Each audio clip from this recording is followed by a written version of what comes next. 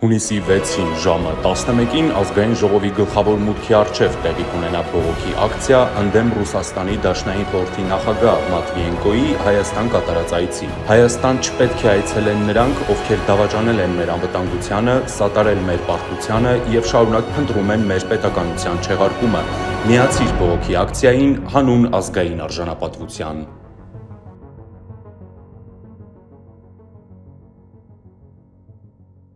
Ձերք բերեք իտալական նրբագեղ ու բարձրակարգ սալիկների նշված տեսականին, վճարելով բացառիկ 4400 դրամ 1 քառակուսի մետրի համար։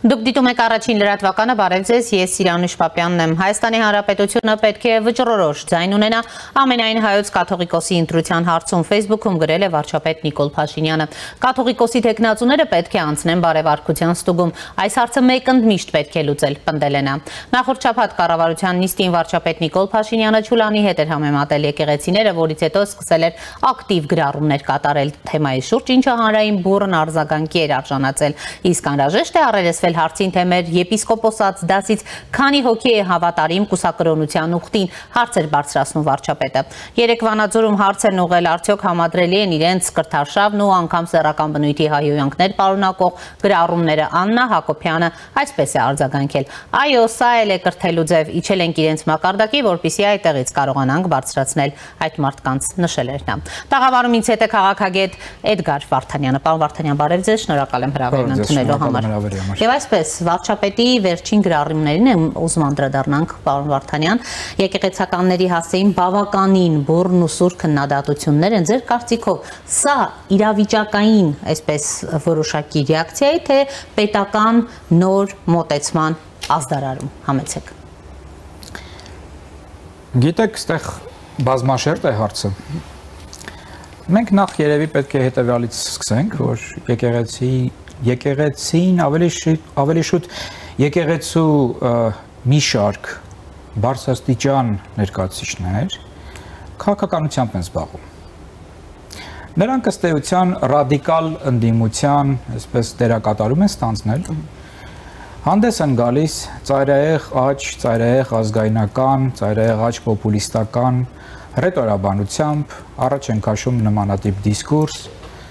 եւ ըստ էության նաեւ նպատակ են դնում փոխել ռեժիմը, խոսում են ժողովրդավարության դեմ, բացահայտ, ասում են, որ այ ժողովրդավարությունը նման մեզ պետք չի, մեզ պետք են լրիվ այլ բաներ, մեզ պետք է ուժեղ ձեռք, մեզ պետք է օրինակ շատ այսպես խիստ կենտրոնացված եւ որոշակի ցենզուրա պարունակող քաղաքական ռեժիմ, խոսում են այն մասին, որ մենք պետք է այսպես ազգայնականության գաղափարները առաջ բերենք, իդեպ ծայրահեղ ազգայնականության, խոսքը քաղաքացիական ազգայնականության մասին չէ բնավ, խոսքը նացիոնալ, այսպես ծայրահեղ դրսևորումների, հա, մասին է, եւ դրան ի պատասխան քաղաքական իշխանությունները հավանաբար որոշել են կոշտ արձագանքել այս ամեն ինչին, չթողնել ինքնահոսի։ Ես համոզված եմ, որ եթե քաղաքականությամբ չզբաղվեին այդ գործիչները, այդ ներկայացուցիչները եկեղեցու, նման պատկեր մենք չէինք ունենա։ Այս գրառումների հասցեատերը միայն այսպես անհատ հոգևորականներն են, ձեր կարծիքով, թե ողջ ինստիտուցիոնալ եկեղեցին իր ներկա քաղաքական, այսպես ասած, որոշակի դիրքավորմամբ։ Ասեք ձեզ, օրինակ վարչապետը, եթե չեմ սխալվում, Էստոնիա այցի ժամանակ, հա, նաև այցելեց այդտեղ եկեղեցական համայնքը, որտեղ շատ լավ ընդունեցին, շատ լավ ընդունեցին, եւ ինչի մասին է սա խոսում։ Սա խոսում է այն մասին, որ չկա ինստիտուտի եկեղեցու նկատմամբ բացասական վերաբերմունք եւ չկա բոլոր եկեղեցականների նկատմամբ բացասական վերաբերմունք։ Սա ակնհայտ է։ Այս փաստը ամբողջությամբ ուրեմն հիմնավորում է այն թեզը, ինչը որ ես հիմա ասում եմ, որովհետեւ այսինքն եթե կա բարյացակամ վերաբերմունք, առնվազն չեզոք վերաբերմունք, հա, պետական ինստիտուտների նկատմամբ, իշխանության նկատմամբ այս դեպքում որևէ այստեղ խնդիր իշխանությունները չեն տեսնում եւ նրանք էլ փաստորեն տարբերակում են դնում, ասում են, որ այ կան այսպիսի եկեղեցականներ, ինչպես օրինակ Էստոնիայի համապատասխան, հա, ասենք, չգիտեմ, թեմի առաջնորդներ, հա, եթե չեմ սխալվում, մի խոսքով։ Եվ կան այնպիսիները, որոնք առաջ են քաշում այդ ծայրահեղ աչական թեզերը, մխրճվում են քաղաքականության մեջ, իշխանափոխության կոչեր են անում եւ նույնիսկ շատ հաճախ փողոցում, այսպես առաջամարտիկներն են այդ իշխանափոխության օրակարգով ստեղծված կամ կազմակերպված միջոցառումների ժամանակ։ Եվ այստեղ արդեն իշխանությունները հիմք ընդունելով այն հանգամանքը, որ այդ տեսակ եկեղեցականները նաև ըստ իրենց տեղեկությունների եւ նաև ըստ հասարակության լայն հատվածների դիտարկումների այդքան էլ չեն հետևում օրինակ տարատեսակ պատվիրանների, այդքան են չեն հետևում իրենց գործառույթների, սա էլ է փաստ, այսինքն եւ իրենք ունեն տեղեկատվություն եւ հասարակության զգալի հատվածը տեսնում է նաեւ բարբերաբար, այսինքն դա տարիներ շարունակ է եղել, հա, չմոռանանք էլի այդ բոլոր պատմությունները այն մասին, թե լավ, բա դուք օլիգարխի նման եք ապրում շատ շատերը, հա, այս ինչ է։ Եվ հիմա նրանք շարունակում են փաստորեն այդ իրենց կյանքը եւ լինելով ընդդիմության փաստորեն աջակից, լինելով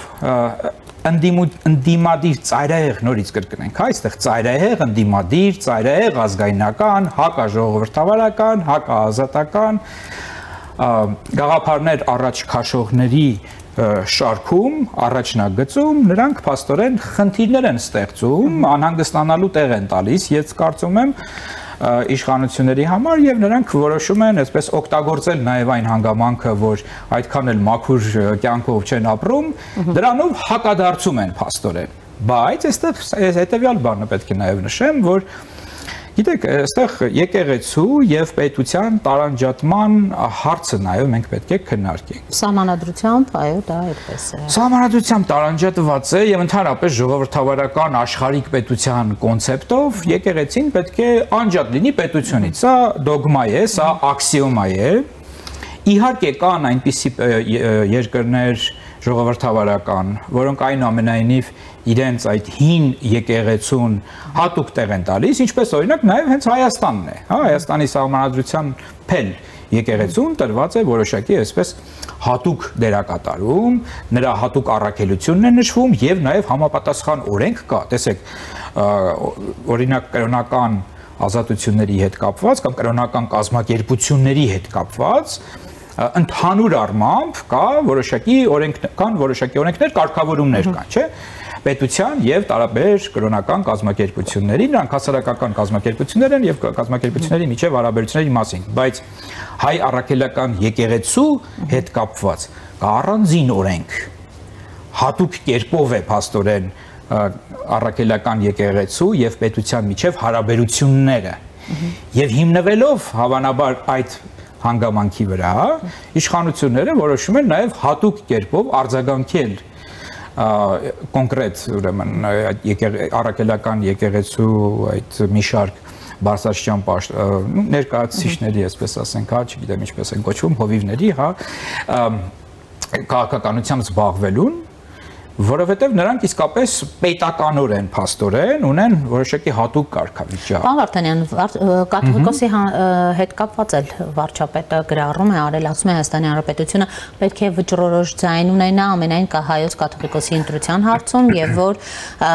պետք է բարեվարկության ստուգում անցնեն եւ այս հարցը պետք է մեկ ընդմիշտ լուծել։ Այդ հարցի վերաբերյալ անկեղծ ասած որոշակի հետազոտություններ է պետք անել, պարզելու թե օրինակ որքանով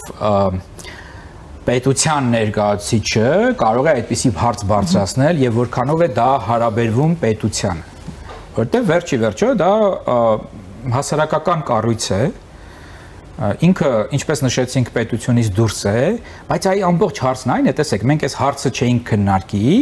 եթե օրինակ այդ հատուկ կարգավիճակը չլիներ հայ առաքելական եկեղեցու։ Եթե առանձին օրենք չլիներ, որը կարգավորում է հայ առաքելական եկեղեցու եւ պետության միջև փոխհարաբերությունները, եթե նման բան չլիներ ընդհանրապես, ապա ես կարող էի վստահորեն ասել, արդեն չէի ասի, որ պետք է մի հատ հետազոտություն անել, տեսնել, սա հարաբերվում է, սա կապ ունի ընդհանրապես պետության հետ, հա, կամ պետության ներկայացուցիչի հետ, արդյոք պետության ներկայացուցիչը կամ վարչապետը հենց պետք է սրանով զբաղվի կամ նման բաների մասին խոսի։ Այստեղ միանշանակ կլիներ այդ դեպքում, որ ոչ, օրինակ, չգիտեմ, ասենք ավետարանչական ենթադրենք եկեղեցու, հա, հետ կապված կամ այլ կրոնական կազմակերպությունների էլիտայի ղեկավարության, չգիտեմ, այդ հոգևոր հովիվների ընտրության կարգը դա պետության գործը չէ։ Պետությունը սահմանում է որոշակի չափանիշներ բնականաբար, ասում է, այ դուք իրավունք ունեք գործել, եթե դուք այս չափանիշներին համապատասխանում եք որպես հասարակական կազմակերպություն։ Մնացած գործերը, այսինքն դուք ինչպես եք ընտրում, ում եք ընտրում, ինչ չափանիշներով եք ձեր ներքին ընտրում, հա, այսինքն բարոյականության հարցերը եւ այլն։ Դա պետության գործը չէ։ Այս դեպքում, քանի որ նորից եմ ասում, այդ հատուկ են հարաբերությունները, այստեղ քննարկելու հարց կա։ Ես դժվարանում եմ հիմա ասել, ընդհանրապես, արդյոք մի փոքր ինչ կարող է տարօրինակ սա հնչել այնուամենայնիվ, որովհետև դե եկեղեցու, չգիտեմ, ներկայացուցիչների հարցն է սա, թե ինչպես իրենք ընտրեն, կամ եկեղեցու ռեֆորմացիան օրինակ։ Օրինակ մենք հիմա կարող ենք որպես, չգիտեմ, հասարակագետներ, լրագրողներ կամ եթե եկեղեցու հետևորդ եք նաև, հա, եկեղեցու հետևորդներ ասել, որ այ ճիշտ է, որ եկեղեցին ռեֆորմացիա անցնի։ Օրինակ, ինչպես կաթոլիկ եկեղեցին 60-ականներին շատ լուրջ ռեֆորմացիայի ճանապարհով անցավ։ Իդեպ, կաթոլիկ եկեղեցին մինչև 60-ականների համապատասխան ուրեմն այդ ժողովը իրենց կաթոլիկ եկեղեցին ավտորիտար իշխանությունների թիկունքում էր կանգնած եւ ասում էր, որ դա նորմալ է, իսկ այդ ռեֆորմացիայից հետո կաթոլիկ եկեղեցին հակառակը ինքը սկսեց պաշտպանել ավտորիտարիզմի դեմ կամ ծայրահեղ այդ ազգայնական դրսևորումների դեմ պայքարող մարդկանց։ Օրինակ Չիլիում, երբ որ Պինոչետի ռեժիմի դեմ մարդիկ դուրս էին եկել պայքարի, այդ բռնապետի, հա, կաթոլիկ եկեղեցու շրջանակներում կազմակերպվում էին դասընթացներ, թե ինչպես արդյունավետ պայքարել Պինոչետի ռեժիմի դեմ։ Հիմա տեսեք, սա ուզում եմ ասել, միայն մեզ վերաբերող հարց չէ, ակնհայտ է, որ մեր եկեղեցին, այդ ազգայնական համարվող, ոչ թե ազգայնական, այլ ազգային ներողություն համարվող եկեղեցին չի ռեֆորմացիայի ենթարկվել եւ մենք այո դիսկուրսների մակարդակում հիմա ես որպես հետազոտող եմ, հա, ասում, դիսկուրսների մակարդակում նրանք բավականին, այսինքն բոլորի մասին չէ, նորից, բոլորի մասին չէ, բայց այդ թվում նաև կաթողիկոսի մասին է, հա, որովհետև եւ նրա դիսկուրսն ենք ուսումնասիրում եւ տարբեր այսպես ակտիվ եկեղեցականների դիսկուրսն ենք ուսումնասիրում եւ տեսնում ենք, որ ծայրահեղ աչական, ծայրահեղ ազգայնական, հակաժողովրդավարական շատ հաճախ դիսկուրս են նրանք ուրեմն առաջ քաշում, սա իհարկե խնդիր է, բայց նորից բարեկամության հարցը ես չեմ կարող ասել, տեսեք, ձեր գնահատմամբ, ձեր դիտարկմամբ, ի վերջո, որքանով է այս կոնֆլիկտը նկատի ունեմ իշխանություն, եկեղեցի, պայմանավորված նաև ներքաղաքական հաշվարկներով, մասնավորապես ընտրություններին հաշված ամիսներ են մնացել, եւ արդյոք տեսնում եք այստեղ կա, օրինակ ընտրություններից առաջ պետական, եկեղեցական հենարանների, այսպես ասած, վերահսկողության ոչ թե վերահսկողության հարց կա ստեղ, այլ այն ինչ որ սկզբից ես նշեցի, որ եկեղեցու մի զգալի հատվածը, շատ եկեղեցականներ զբաղվում են քաղաքականությամբ եւ նպատակ ունեն փոխել ռեժիմը, ինչպես ասացի։ Այսինքն նույնիսկ ոչ թե ասենք զուտ ուղակի քաղաքականությամբ են զբաղվում այն առումով, որ ասենք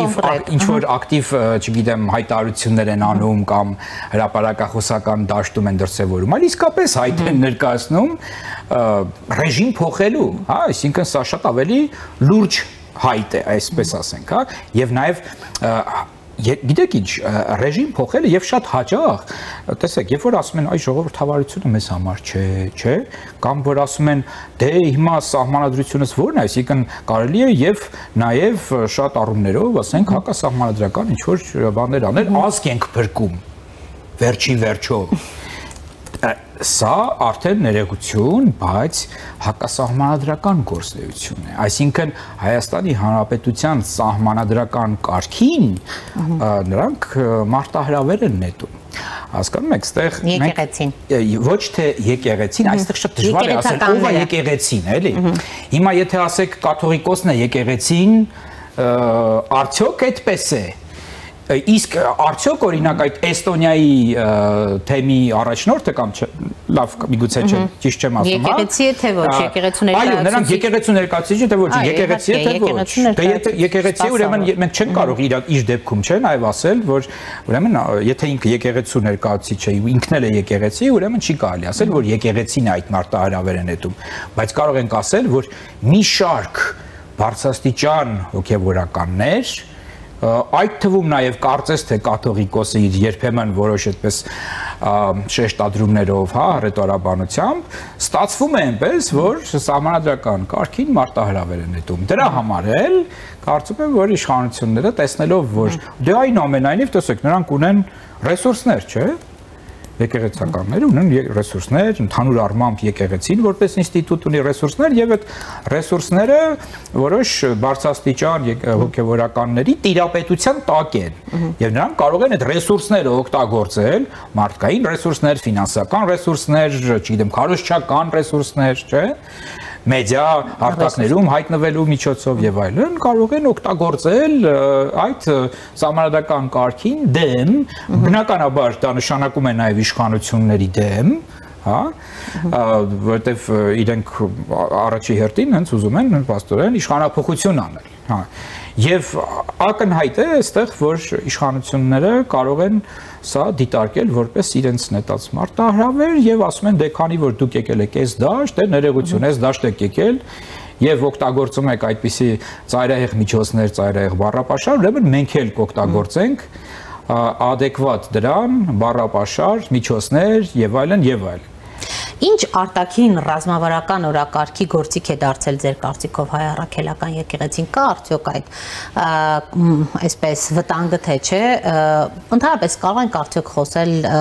այսպես ասած համակարգային ներթափանցման մասին։ Դժվար է ասել այստեղ, ուղղակի քանի որ իսկապես շատ են այդպիսի հոգևորականները, որոնք զբաղվում են քաղաքականությամբ այդ առումով, հա, եւ հակադեմոկրատական այսպես թեզեր են առաջ քաշում, ուրեմն կարող ենք ասել, որ լուրջ է խնդիրը իհարկե այստեղ, այո, այսինքն նորից, գիտեք, եթե զուտ ուղղակի ինքը լիներ որպես սովորական հասարակական կազմակերպություն եւ մնացած բոլոր կրոնական կազմակերպությունների նման ունենար կարգավիճակ, երևի թե այս ամեն ինչի մասին պետք է չել խոսել, որովհետև դե ենթադրենք պատկերացրեք հիմա ինչ-որ մի հասարակական կազմակերպություն է եւ այդ հասարակական կազմակերպությունը ասում է, որ ժողովրդավարությունը մեզ համար չէ, որ մենք պետք է պայքարենք իշխանափոխության համար եւ այլն եւ այլն։ Արդյոք մենք պետք է դրան լուրջ ուշադրություն դարձնեինք կամ արդյոք պետությունը պետք է դա ինչ-որ, չգիտեմ, խնդիր լուրջ համարեր։ Եթե նրանք տեսեք, եթե սահմանադրություն են խախտում ակնհայտորեն սահմանադրություն խախտողների նկատմամբ կան սանկցիաներ։ Եք իրարեք այդ սանկցիաները այդ դեպքում, չէ՞։ Այս դեպքում մի քիչ ուրիշ է, էլի հարցը, եւ գիտեք, ընդհանուր առմամբ կարծում եմ, որ փոքր-ինչ ավելի երևի պետք է այսպես օրենքի դաշտ մենք բերենք, ավելի խորացնենք այդ օրենքը պետության եւ եկեղեցու միջև փոխհարաբերությունների եւ հնարավորինս նաեւ օրենսդրորեն այդ տարանջատումը պետության եւ եկեղեցու խորացնենք։ Շատերը հակադեմոկրատական օրակարգով հանդես եկողները միշտ խոսել են եւ խոսեն սրա դեմ։ Իրենք ասում են ինչի մասին է, եկեղեցին, դա մեր հոգին է, դա մերն է, մեր ազգայինն է, եւ ինքը չի կարող պետությունից անջատ լինել։ Ինքը հենց պետության մեջ է, բան, այդպես չէ, ներողություն։ Ժողովրդավարական պետությունը տարբերվում է ոչ ժողովրդավարական պետություններից կամ միապետություններից, հա, ռեսպուբլիկան միապետությունից ինչով է տարբերվում։ Հենց նաև այդ հիմնարար սկզբունքով դրանք պետք է լրիվ տարբեր լինեն։ Ֆրանսիական հեղափոխությունը դրա մասին է վերջի վերջո, չէ՞։ Սահմանադրական միապետությունները, որոնք այսօր կան, դրանք նույնպես շատ առումներով հենց ռեսպուբլիկայի սկզբունքով են իրականում աշխատում։ Պարոն Վարդանյան, երբ ասում եմ այդ ներթափանցման արտաքին ներթափանցման մասին, տեսեք, եկեղեցու նկատմամբ առհասարակ Ռուսաստանի այսպես ազդեցությունը կարող է դիտարկվել որպես երկարաժամկետ պետական անվտանգությանը սպառնացող երևույթ, թե ոչ, ինչ փաստեր կամ զարգացումներ դրա օգտին կան առհասարակ, որովհետև գիտենք այդ ուղղակի ազդեցությունը կամ մեր կոնկրետ օրինակ Ռուսաստանում հայկական եկեղեցիների կապը, նույն հոգևորականների կապը Կրեմլի հետ, պաշտոնյաների ընդհանրապես այս ամենի խորապատկերին ինչ զարգացումներ եք դուք նկատում։ Գիտեք, ուղղակի քանի որ այո, նաև Ռուսաստանում կա մեր եկեղեցու ներկայացությունը եւ համայն կա համապատասխան Ռուսաստանը ավտորիտար պետություն է, այդտեղ նաև մեր որոշակի կառույցներ ոչ միայն եկեղեցական, այլ նաև եկեղեցական ցույց են տվել, որ իրենք այսպես պրո-պուտինյան տրամադրություններ ունեն։ Այո, նրանք շատ հաճախ այսպես Կրեմլի տարբեր ներկայացուցիչները նաև ռուսական եկեղեցին, ուղղափառ եկեղեցին, մեր եկեղեցու որոշ ներկայացուցիչների հետ համատեղ ինչ որ միջոցառումներ են անում, որի ժամանակ էլի խոսվում է այն մասին, որ արևմուտքը լիբերալ աշխարհը ցանկանում է վերացնել մեր ազգային արժեքները, ռուս եւ հայ ժողովուրդների միջև եղբայրական կապը փորձում է խարխլել, որ եւ մենք պետք է համատեղ ջանքերով հակադարձենք դրան։ Շատ հաճախ այո հենց զուտ քաղաքական նաև դիսկուրս է առաջ քաշվում հակաիշխանական հայաստանյան իշխանությունների դեմ, հա, մենք տեսնում ենք այդպիսի բաներ։ Բարբերաբար մամուլում նման միջոցառումների մասին կամ նման խոսույթների մասին Եվ որը պիտի լինի մեր արձագանքը դրան։ Եվ սա իհարկե խնդիր է, այսինքն այո, իհարկե այդ դիտանկյունից եթե մենք նայենք, սա նաև նշանակում է, որ ազգային ուրեմն անվտանգությանը խարխլելուն ուղղված որոշակի այսպես ռիսկեր այստեղ կան, ինչը պետք է լինի Հայաստանի արձագանքը։ Տեսեք, ես խիստ ցենզուրայի, հա, տարատեսակ արգելքների կողմնակից չեմ, բայց նաև չեմ գտնում, որ եթե ակնհայտ օրինակ կա ատելության խոսք, պետք է ուրեմն դա անտեսել, ասել դե լավ խոսքի է, էլի, չէ։ Ուրեմն եթե կա ատելության խոսք, համապատասխան ուրեմն օրենքը պետք է կիրառել, մեր մոտ կա օրենք, որը մասնակիորեն է ատելության խոսքը քրեականացրել, ասենց ասեմ, նայես ինչ ատելության խոսք, էլի, ատելության խոսքը տարբեր բաներ, դրսևորումներ է ունենում, դրսևորումներից մի մասը քրեականացված է իդեպ, մի մասը ոչ, միգուցե պետք է օրենքը խստացնել ավելի եւ բոլոր տեսակի ատելության խոսքի դրսևորումները քրեականացվեն, պլյուս դրան արդեն իսկ այն դրսևորումները ատելության խոսքի, որոնք քրեականացված են, կարծում եմ, որ պատշաճ կերպով պետք է ընթացք տրվի դրան։ Այսինքն, որոշակի խմբեր մոնիտորինգ պետք է անեն, այդ մոնիտորինգի արդյունքում դիմեն համապատասխան մարմինների, դատական հայցեր պետք է լինեն եւ դատական հայցերը ըստ էության պետք է, այսինքն adekvat կերպով արձագանքեն այդ ամեն ինչին։ Պլյուս դրան Գիտեք, իհարկե այստեղ նաև արտաքին հետախուզության դերը կա, ԱԾ-ի դերը կա, ես հիմա չեմ ցանկանա մտնել, հա, իրենց դաշտը, սա մի քիչ այլ պատմություն է, բայց եթե խոսքը զուտ ինֆորմացիոն հարձակումների մասին է, ապա նաև իհարկե մենք հնարավորինս պետք է դրան հակադիր դիսկուրս առաջ քաշենք։ Այսինքն Գիտեք ինչ, այս զուտ ուղակի սենց էմոցիոնալ արձագանքերը, դրանք երբեմն միգուցե եւ արդյունավետ են, բայց հաճախ նաեւ ոչ արդյունավետ, հաճախ նաեւ հակառակ կարող է էֆեկտը ունենան։ Այ ժողովրդավարական դիսկուրս պետք է առաջ քաշել, որպեսզի այդ հակադեմոկրատական դիսկուրսները կորեն այդ ժողովրդավարական դիսկուրսի մեջ, այսինքն մարդիկ պետք է մեդիա գրագետ լինեն հնարավորինս շատ, քաղաքական գիտելիքներ ունենան, քաղաքական կրթության ծրագրեր պետք է համապարփակ, այսպես տարած Հայաստանում լինեն, քիչ են այդպիսի ծրագրերը։ Մի խոսքով, այսինքն մարդիկ շատ հաճախ տրվում են նման ռոպագանդայի եւ նաեւ իհարկե պետք է խոսել այդ եկեղեցու, պետության տարանջատման մասին շատ, հա, եւ այլն, այսինքն գիտեք, երբեմն, չգիտեմ, տեսակետներ են հնչում, որ պետք է շատ կոշտ կերպով դրան արձագանքենք, բայց նորից էլի ինչին արձագանքենք։ Ինֆորմացիային, այսինքն տեսեք, եթե կոնկրետ ինչ-որ միտեղ հանկարծ պարզվի, որ կազմակերպվում է խումբ, որը պետք է գա այստեղ եւ հեղաշրջում օրինակի համար փորձի անել, եկեղեցու միջոցով, ինչ-որ ինստրումենտների միջոցով, եկեղեցական միգուցե ասենք, հա, կամ որոշ եկեղեցականների կամ չգիտեմ եւ այլն։ Սա խնդիր է իհարկե, սրանով պետք է բնականաբար, եթե նման բան կա, սրանով պետք է իհարկե ԱԾ-ն զբաղվի, արտաքին հետախուզությունը պետք է զբաղվի եւ այլն, սա այլ հարց է։ Բայց եթե նման բան չկա, եթե ուղղակի նրանք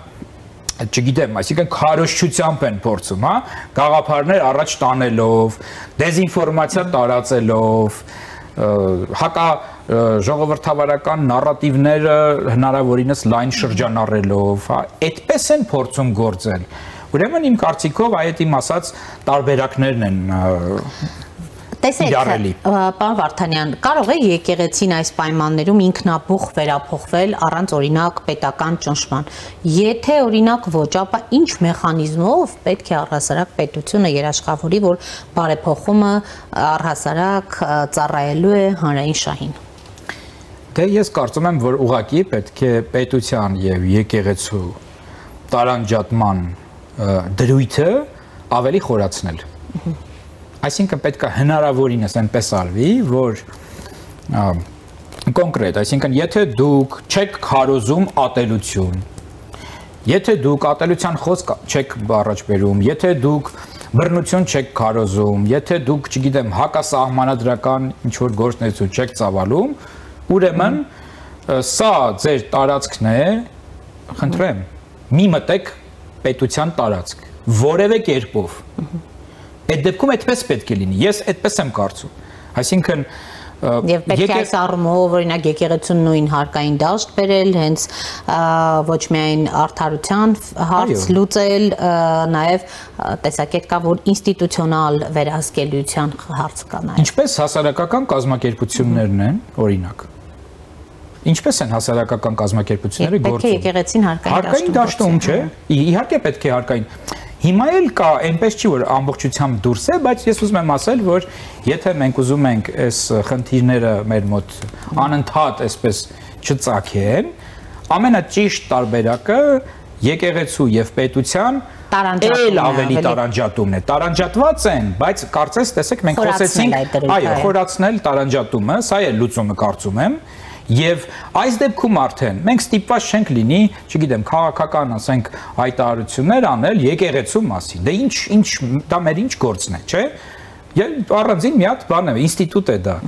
Իրանք այդ ինստիտուտի ներսում, եթե սահմանադրությանը դեմ բան չեն ասում, ազատորեն թող գործեն, թող կարոզեն եւ այլն եւ այլն։ Նոր օրակարգ եկեղեցու եւ օրինակ պետության միջև ինչպես պիտի ձևավորվի եւ որը կարող է լինել այդ օրակարգը, պարոն Վարդանյան։ Որպես այդպիսին ես առանձնահատուկ օրակարգ անկեղծ ասած չեմ տեսնում։ Ես նորից որտեղ մի կողմից օրինակ կհարգվի հավատքի ազատությունը, մյուս կողմից բացառվի օրինակ պետական ինքնիշխանությանը սպառնացող սուվերենային կառույցների վերարտադրությունը։ Տարբերակը լուծումը անկեղծ ասած ես այլ տարբերակ չեմ տեսնում, քան այն, ինչը որ արդեն առաջարկեցի։ Խորացնել այդ տարանջատումը։ Խորացնել այո տարանջատումը եւ այնպես անել նաեւ, որ պետական ինստիտուտները էֆեկտիվ գործեն, այսինքն ինչպես բոլոր հասարակական կազմակերպությունների կամ առևտրային կազմակերպությունների կամ քաղաքական կուսակցությունների դեպքում է, պետությունը ինչ է անում, պետությունը որոշակի վերահսկողություն է իրականացնում, որ նրանք գործեն օրենքի շրջանակներում, հարկեր մուծեն, սահմանադրության դեմ գործունեություն չծավալեն։ Վերջ, սա է։ Մնացած առումներով անկախ մարմիններ են, կա լիակատար ներսում ազատություն, եթե այդ ամեն ինչը կա, եւ իրենք թող գործեն այնպես, ինչպես որ ցանկանում են գործել։ Հիմա տեսեք, այդ դեպքում եթե այդ կազմակերպության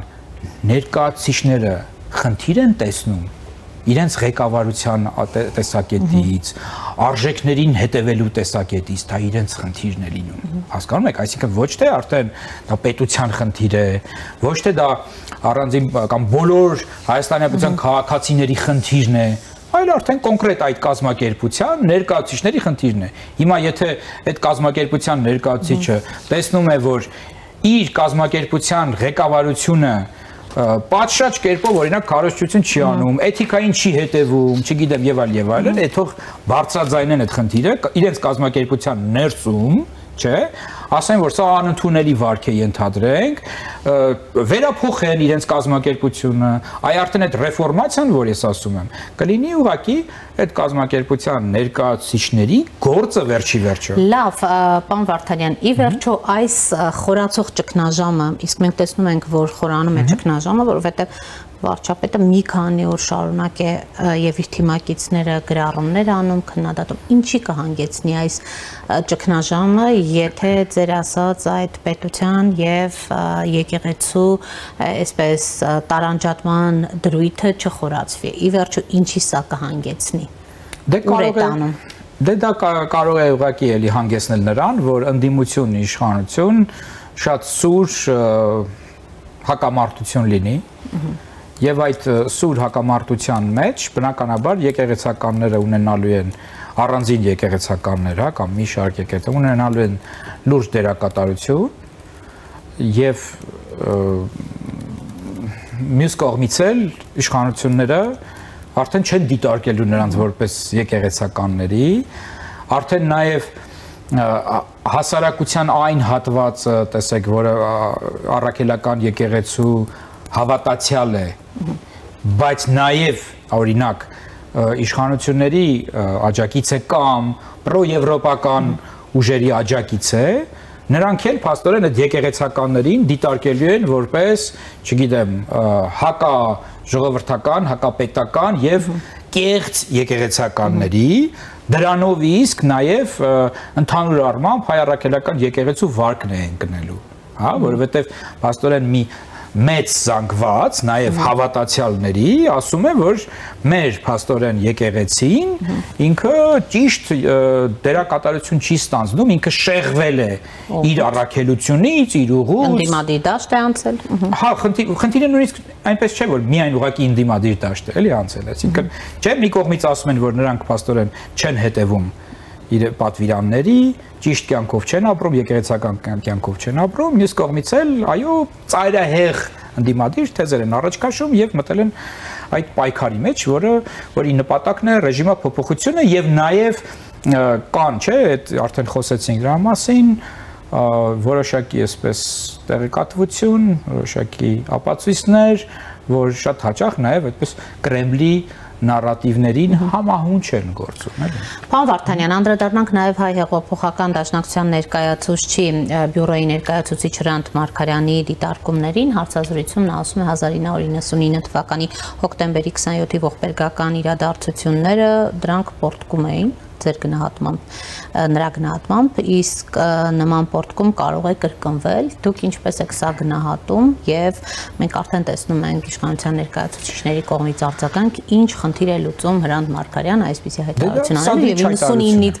99-ի հոկտեմբերի 27 արդյոք պորտկում էր թե ոչրագործություն։ Տեսեք, ինքը կարող է ասել դա, որ դա իմ գնահատականն է, վերլուծություն եմ ուղղակի անում, կանխատեսում եմ որոշակի անում, բայց իրականության մեջ դա սադրիչ հայտարարություն է, որովհետև գիտեք ինչ, այսինքն ինչ է նշանակում պորտկում, այսինքն տեղի ունեցել նման ոչրագործություն, հանցագործություն, դա վերագրել պորտկմանը նշանակում է, այսինքն ինչ որ տեղ չասեմ արդարացնել, բայց նորմալ համարել ոչրագործություն, ասել որ դե հա կա պատճառա հետևանքային կապ իրավիճակը այնպիսին էր, որ իսկապես վատ էր վիճակը, մարդիկ դժգոհ էին եւ այդ դժգոհության ալիքի վրա եկավ մեկը, որը նման բան արեց, ուստի նշանակում է հետագայում էլ երբ որ մարդիկ դժգոհ լինեն, շատ հնարավոր է որ նման բան կլինի ու դա նորմալ է։ Այս սա է խնդիրը ստեղ դաշնակցության ներկայացուցիչի հայտարարության մեջ։ Հասկանում եք, սա որևէ կերպ ժողովրդավարական պետությունում չի կարող նորմալ խոսույթ համարվել, բնույթով ինքը ըստ էության էլի հակասահմանադրական խոսույթ է, այսինքն դուք փաստացի ասում եք, որ նորմալ է, եթե ժողովուրդը դժգոհ է, իսկ գիտեք ինչ, ժողովուրդը շատ առումներով, նախ ժողովուրդ ասելով, հա, ինչ նկատի ունենք մենք, էլի, այսինքն բոլորի մասին է խոսքը, բնականաբար որոշակի հատվածի մասին է միշտ չէ խոսքը, հասարակության ինչ-որ մի հատվածն է լինում դժգոհ, ինչ-որ մի հատվածը հակառակը գոհ է լինում, հիմա ինչ է, ուրեմն եթե հասարակության ինչ-որ մի հատվածը դժգոհ է, իսկ ժողովրդավարական պետություններում կամ ընդհանրապես էլի, այսինքն նորմալ հասարակություններում, առողջ հասարակություններում աննորմալ է, երբ որ ընդհանրապես դժգոհներ չկան, աննորմալ է եւ ինչ է, այսինքն այդ դժգոհների բողոքի տրամաբանական շարունակությունը կամ, չգիտեմ, դրա հանգուցալուծումը պետք է բռնությունը լինի, պետական պաշտոնյաների ոչնչացումը պետք է լինի եւ նաեւ խոսել դրա կրկնության հավանականության մասում, այսինքն երբ որ դու ասում ես որ մի անգամ եղել է, դա ասում ես հետո էլ կլինի, դա նշանակում նույնիսկ եթե դու չասես էլ որ հետո